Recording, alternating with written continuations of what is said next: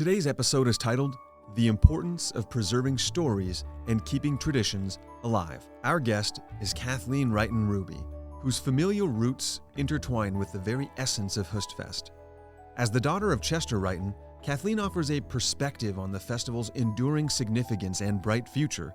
In this conversation, Kathleen reflects on Hostfest's growth and shares her deep appreciation for the joyous atmosphere and the tireless dedication of volunteers that breathe life into this festival. Hear Kathleen's passion for preserving and sharing stories, emphasizing the importance of keeping traditions alive for future generations.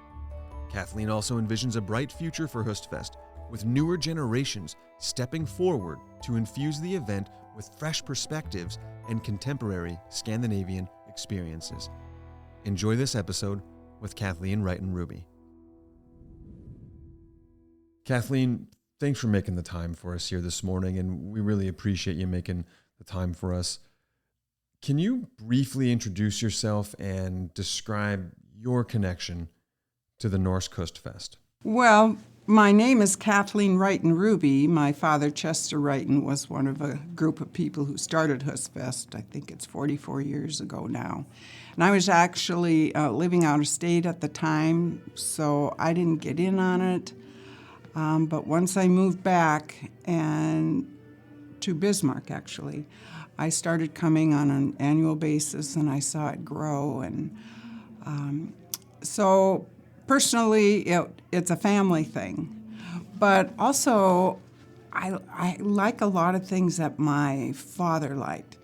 I enjoy watching people have a good time, come together. It's like an annual reunion.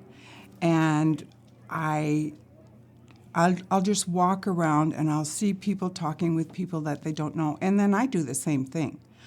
And when I'm sitting at the table, maybe eating my lutefisk, people will come around and they'll go, "How do you like that lutefisk?" And I'll go, "Well, it's wonderful. You should try it."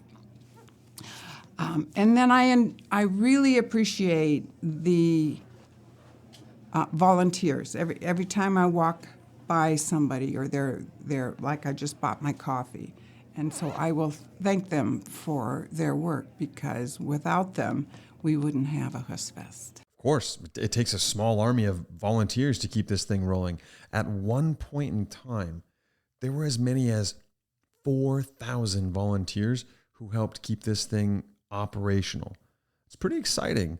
A big participation level event with volunteerism from the Air Force Base here. It's a really cool connected partnership. I like to consider this as a Scandinavian heritage festival, but it's not just for Scandinavian people. This is a festival that is meaningful, that builds on traditions. It has a rich history, and it's fun for everyone. And fun seems generic, but very specifically, there's a lot of neat, exciting things that draw people here from all around the world, not just from North Dakota or just from the country, but from all around the world. Yeah, many people, of course, come from Scandinavia and have over the years. And what I'm finding, what I see more lately, is they're starting to gear a lot. They always have, but a little more for children. There's a lot more for children to do here. I have 2 grandchildren, and they'll be making their second trip here in a little while this week. And I can't wait till they're very young. They're 3 and 1. So I'm looking forward to sharing all of this with them and teaching them about their heritage, and they'll see it here, as does everybody. But like you said, anybody who comes here will enjoy it. I was getting a pedicure, and the 2 people that I was visiting with that own the shop, they're from Asia, and they used to live in Minot, and they said, they take in the Hostfest and they enjoy it, and they said it was a wonderful experience for them. So it's for everybody. It is. It's very rich. It's worldly. And to find something that is worldly in little old Minot, in a flyover state like North Dakota, is really special. And I just can't get over how powerful that is to me. And when I try to communicate that to my kids or their friends or younger adults, people in their 20s, this is a world-class event with cuisine and skilled artisans, excellent craftsmen from all over the country come here to show their wares. There's fashion. So I guess I'm wondering, do you have a favorite part of the Hostfest? Because the fashion really sticks out to me as something that maybe would have a high level of appeal to some of the younger adults that might wander on in. I like all of that stuff, but when I come here, I tend to dress comfortably. So I'll wear something that's not, a lot of my Norwegian clothing is heavy wool, and it's beautiful, but I am wearing my jewelry. But yes, fashion is big because it's a form of art and it's a form of craft, and you won't find it in your local stores. So it's big here. And it's colorful. It's colorful clothing. That's a big part of that Scandinavian history. And so focusing a little bit on that Scandinavian history and why this is happening here and how it happened here. Of course, almost 1 million people migrated from the Scandinavian countries here to the U.S. Some of those migration stories are very powerful. A lot of hardship that families were faced with, families who were split up and didn't have a lot of opportunity or a lot of choices, a lot of second sons that were more or less forced to leave the country to come here to the United States. So I'm curious, what do you know and what can you share with me about your family's migration story? Well, my family came over in the late 1800s, 1889, I think specifically, and there were a set of twin boys, young men at the time, and they left a brother and sister behind in Norway.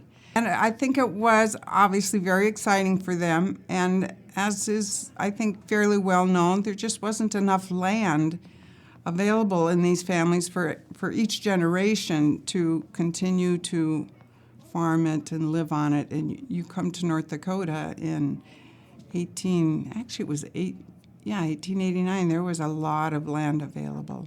And I have been to Norway, and I have met with the descendants of the brother and sister that stayed behind in Norway, and I traveled with descendants of the twin boys that came over, and we actually had a church service in the church in which they were baptized as infants. And then over here is the cemetery where they are now buried. Would be my great-grandfather and his brother. So do you know what exactly was it that was your father's vision? Why the Hostfest? Why was this important? Well, he grew up on a farm, and both of his parents are Norwegian, although they were born in the United States. But they spoke Norwegian, and they spoke Norwegian to each other and to their other family, but they wouldn't speak Norwegian to their children because they wanted them to fit in and speak English.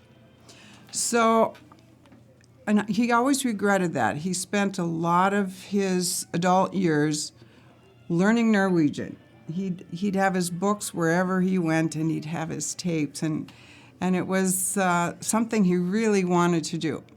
So I think a lot of that Hostfest kind of stemmed from his wanting his family and others to be proud of their Scandinavian heritage and not think they're any better or worse than anyone else. So, and of course, we're better to do that than here in North Dakota, where we're chock full of us. Yeah, there's no shortage of us Scandinavian folk around these parts. I thought it was really beautiful how this just began over fellowship and food and sharing stories and connecting with other people. And the Scandinavian folk, these are rural people mostly who came over. There wasn't as many city folk coming from the Scandinavian countries during the migration. It was the rural people and keeping the heart of that together at the Hostfest, and that was the way it was for many years. And it's stayed that way too. I just find that to be really special. Well, and that's kind of the way it is with every culture. It always gathers around stories and food and getting people together.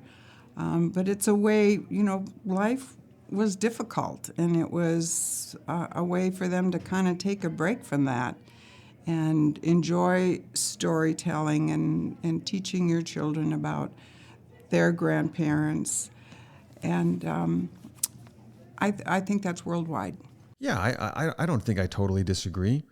Why do you think that storytelling has become such an important part of this culture? Why does that matter? Why should people care? Well, it makes it more fun when somebody tells you a story other than, reading it in a textbook. And I also think it's, if people are actually verbally telling you the story, you have their voice, and that leaves an impression with you. But of course, people put all of this stuff down in books now, storybooks for children. I mean, before there was the printing press, that was the only way people could remember anything or how they learned stuff. It was passed down in storytelling. I think of the Bible and where that came from, and all that was passed on down until the printing press came along when everybody could have access to it. Now we have podcasts and documentaries and so many things that allow us to keep these stories alive. I've often considered and strongly feel that storytelling was humanity's first art form. It wasn't painting or music. I think it was storytelling. Now, I don't have any science to back that up, but it's just what I've always felt. And to see stories come to life at the Hostfest is something pretty special. So what would you say to somebody who feels like the Hostfest isn't for them because this is not their heritage? I would say come and take it in and see what you learn, see what you enjoy, see who you meet. And then they can take their stories and pass it on, whatever stories they have.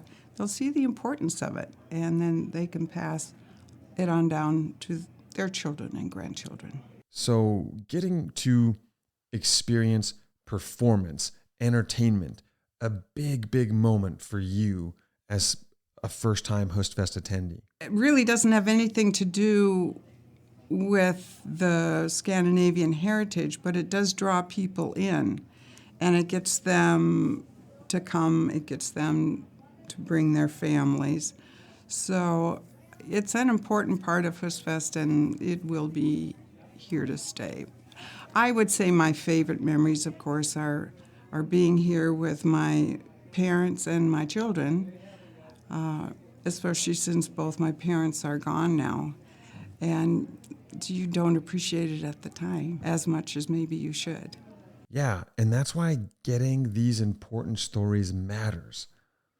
I think this is what connects us to people, and it's what connects us throughout life. We're connected to experiences, to the stories of them. We can look back on our memories. I think it's a big part of what gives our life some value, some meaning and worth, that sense of connectivity that we can establish over the years. I've heard from so many people that they have made important, lifelong connections right here at the Hostfest. Just from hearing that, how does it make you feel to know that this thing your family created is responsible for deep, profound, and heartfelt connections that people will carry with them forever? Well, I'm thrilled to hear that, and I would love to meet some of these people and hear their stories and how it started and what it means to them today. I don't think they could have foreseen that happening 40 years ago. But again, like I said, I just enjoy walking around, and I'll do it by myself and just watching people enjoy themselves and connecting with each other. Yeah, you can come in here, you can follow the sound of laughter, you can be curious here at the Hostfest. Does that all feel and sound accurate to you? I wish people could, who have never been here, even a lot of Minot people, they kind of take it for granted. It's here every year, but they haven't necessarily come to experience it. And until you get here, you really don't get the true feel for what it is and what it means to people. And it's important to the community of Minot financially too. They've come to kind of count on that, all these people coming to town and spending their hard-earned money, and we appreciate that. The city does. And, people make great effort to come here. They come from long distances. They make arrangements to take a tour bus here. They make arrangements for hotels. You gotta want to come here, and I appreciate, because I've done this going other places. I know what it's like. So, but it also tells you what it means to them, that they will go through all that.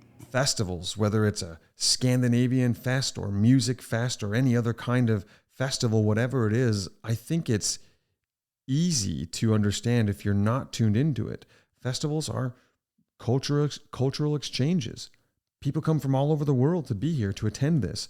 And I think the exchange of ideas that occur at a festival by being exposed to someone different or a person with different ideas or different upbringing, the Hostfest becomes a really amazing crossroads of ideas and energy and places. And I want people to know the value of that. It's so strong. Festivals matter, and we have a big one right here in our own backyard in Minot. Yeah, I think you should go on the road. Let people know about this place. I've gotten to spend time with people that are very connected to this, and I feel their connection, and that matters to me. It made me care, and I didn't grow up coming here to the Hostfest. I came a couple of times. I volunteered here before. I worked as a janitor one time as a teenager. But for those of us who didn't grow up with this, I want to help them find their way to it. I want to help them. I want to fish out that curiosity, because I think whether it's food or music or people or art or fashion, if you're curious about any one of those things or many more, you can find it right here at the Hostfest. Certainly. That's one of the reasons I keep coming back year after year, in addition to the fact that I don't make a lot of this food, and if I want to eat it, I have to come here. Do you have a favorite Scandinavian cuisine? I would have to say, of course, I grew up on lutefisk in Lefse, and I'm in the lutefisk eating competition here, so we can't stay too much longer, in a couple hours. I love the potato club, and I've never made that. And that's usually first thing I do when I walk in the door is go grab one of those. What recommendation would you give to someone attending the Norsk Hostfest for their very first time? Wow. Make sure you allow at least 2, if not 3 days, to take it all in, and use that first day to mill around and see what's out there. And then come back the second day, and you'll kind of have a plan, what you want to see again. You'll just get a better feel for it. But pick up one of the booklets, tells you what's going on, when and where, and see how much you can do and eat. One of the other questions, because community kept coming up amongst people, community, the sense of community here. And I guess one of the questions that maybe I asked almost everybody else but you so far is, what does the Norsk Hostfest community mean to you? Well, it's a feeling of family, a feeling of home, a feeling of being with people that will have your back, that you feel you can enjoy, you can go to if you need them, and just have a good time. It's a group of people that you can rely on, and God made us to be in community. And there's all kinds of communities, and the Scandinavian community is a wonderful one. Yeah, community is something that we care for. Community is something that we care for that cares back for us in return. There's an exchange, and it's a bit of an emotional exchange or a reliable exchange of help, assistance, belief. I think all that comes together in community. It's very important. Sometimes I think we lose sight of why traditions matter. Why do you think traditions matter? Well, because it's part of your family. It's part of your heritage. It's fun. Traditions are fun. And they give you a sense of belonging and a sense of security because it's always there. But then again, you have to be open to things changing too. That's a key part of it right there. You have to be open to things changing. I think sometimes tradition is important and it must be honored, and everything you said, it's a sense of belonging. I think that's a key part of it. It's a sense of identity. But how do we effectively carry traditions forward without preventing ourselves from growing with something new? And that seems like that's a question we're looking to answer here at the Hostfest. Yeah, and I think they are looking for ways in which this event can become even better. And it's hard to improve on something that works real well, but involve more people, more generations. They'll come in with new ideas. But as long as the core is there, that'll bring people back. Is there a part of Scandinavian heritage that you would like to see have a stronger presence here at the Hostfest? I think they pretty much got it covered. And when you bring people from the Scandinavian countries over here, then you can get more of a kind of a present day idea of what life is like for our compatriots over there. We know a lot about what it was like back in the day, but maybe not as much as what's going on over there now. All right. Well, Kathleen, thank you again. You've been wonderful. We hope you enjoyed this conversation. For more information on the Norse Hostfest, please visit www.hostfest.com. This podcast was made possible by the Minot Area Community Foundation's Williamson Fund and the generous support of private donors. Thank you for listening.